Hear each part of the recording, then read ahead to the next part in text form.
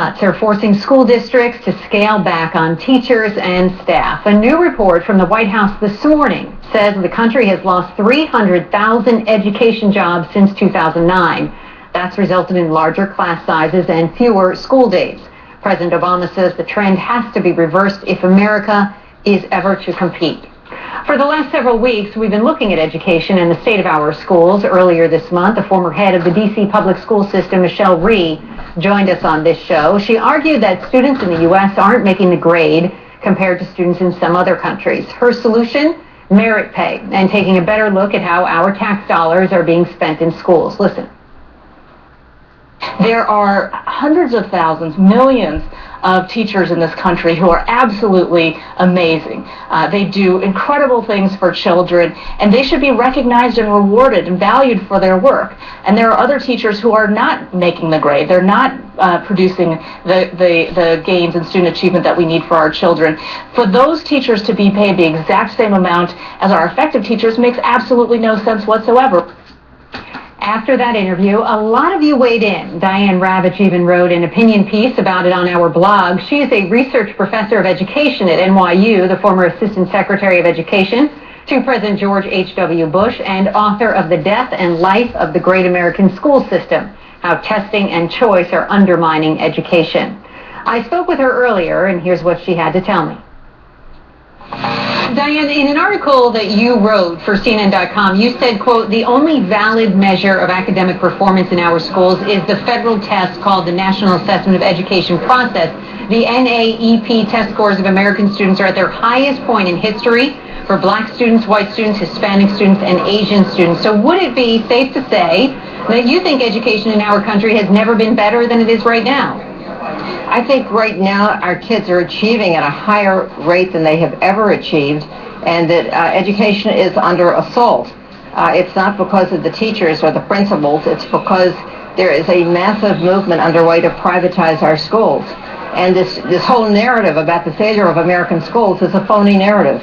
Let's talk about the ACLU, because it filed a lawsuit on behalf of nearly 1,000 students attending public schools in Highland Park, Michigan. You're probably aware of this. They say the school district is failing to teach students how to read, and I want to show you this letter written by an 8th grader and try and read it to you. It says, quote, you can make the school gooder by getting people that will do the job that is paid for, get a football team for the kinds, maybe a basketball team, get a other jam teacher for the school, get a lot of teacher.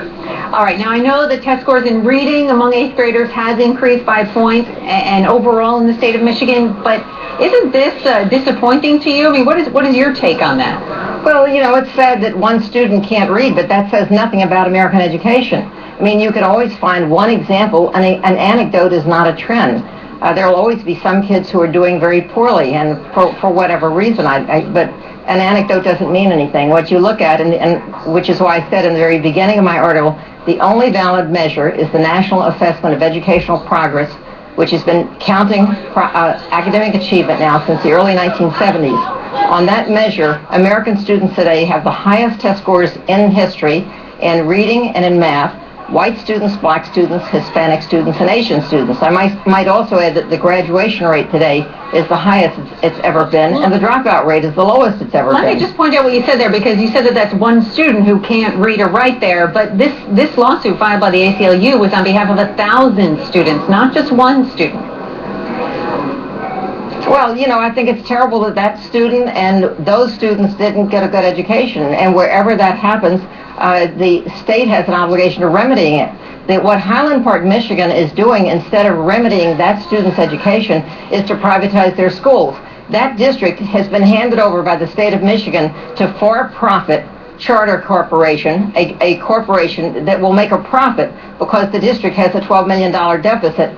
That corporation will now take $12 million in profits out of the district. Whether they'll do a better job, we can't say because they haven't started. What we do know is that all of their other schools in Michigan are very low performing. But when you talk about how we're doing better than ever, and then you look at this case filed on behalf of 1,000 students, how do you make sense of that? How does that square with we're doing better than ever?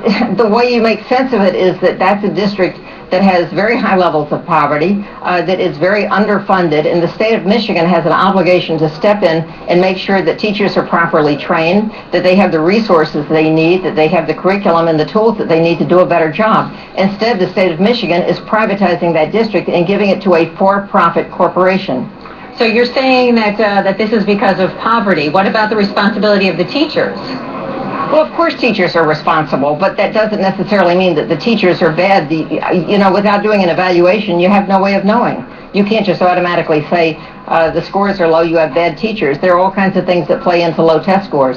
And I might add, the ACLU didn't blame teachers. The ACLU blamed the state of Michigan and said they were suing the state of Michigan and the district and many, many other actors, and not just, they didn't say that the teachers were solely responsible for the situation in Highland Park, Michigan. You mentioned in your article that because our public schools educate 90% of the population, we should give public schools some of the credit for our nation's accomplishments as the greatest engine of technological innovations in the world. But recently, the American Electronic Association said that our school system was failing to provide strong science and math education to students. Because of that, companies now outsourcing jobs to more qualified technology workers in other countries. So how do you explain that? What do you say to that?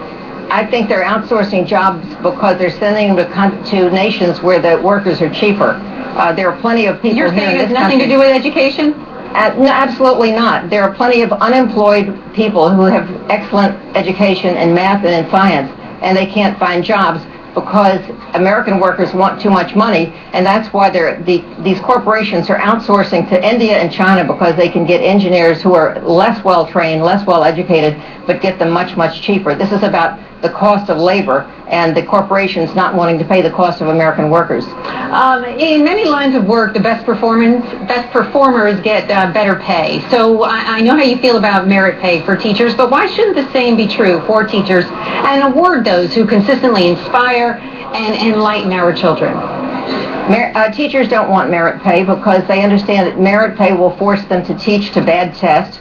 They don't want to compete with one another for test scores.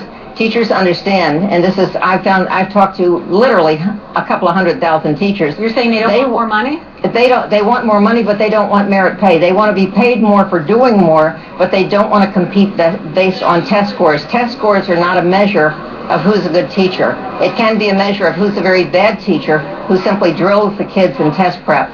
So teachers want to work as teams. They want to collaborate. They understand that if a child gets a high test score, it can be the result of cheating, it can be the result of drilling to the test, which are both bad, but that basically what makes a school work is teamwork and collaboration, and teachers want that kind of a culture of teamwork. They don't want to compete with one another for test scores and to be treated like donkeys where they're competing for a carrot.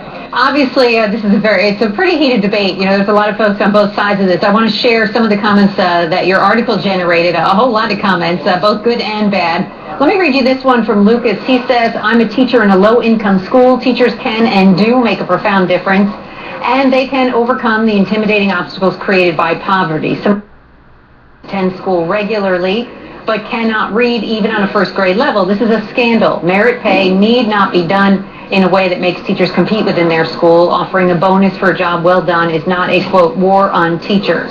So how do you respond to that? I respond to it that New York City tried giving merit pay to the whole school, and that failed.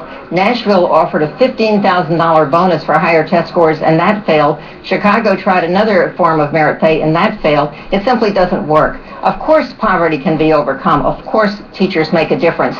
But you can look at any testing program, whether it's the SAT or the SAT or the international test or any state test, they all show that the high-income kids are at the top and the low-income kids are at the bottom because poverty makes a difference.